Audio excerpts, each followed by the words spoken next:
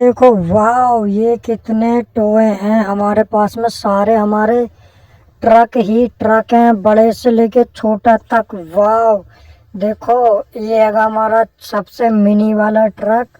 और अब हम इस मिनी ट्रक में कुछ भर लेते हैं। तो सबसे पहले हमने भरना स्टार्ट करा पत्थर, और हम इसे लेके निकल गए अपने इस ट्रक में।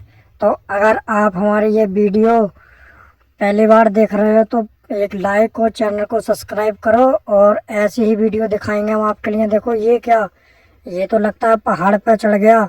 और अब हम इसको लेकर के आते हैं दूसरे वाले ट्रक में अपनी जेसीपी। देखो ओहो, ओ तो जेसीपी पता नहीं क्या कर रही है। लगता है पिछले इसके टायर में पंचर हो गया था, तो हमारी जेसीपी कुछ मदद करने के लिए यहाँ पे लग गई। देखो ओहो वाह।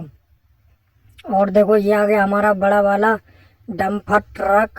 देखो ये हमारा बड़ा वाला डंपर ट्रक है, और इसमें हम पत्थर लोड कर लेते हैं।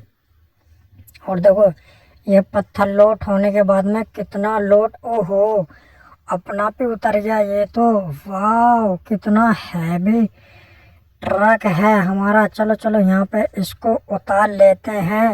ओहो देखो यहाँ पे मिट्टी का ढेर लग गया पत्थरों का, और ये यहाँ पे आ जाता है। और देखो ये है हमारा पेट्रोल।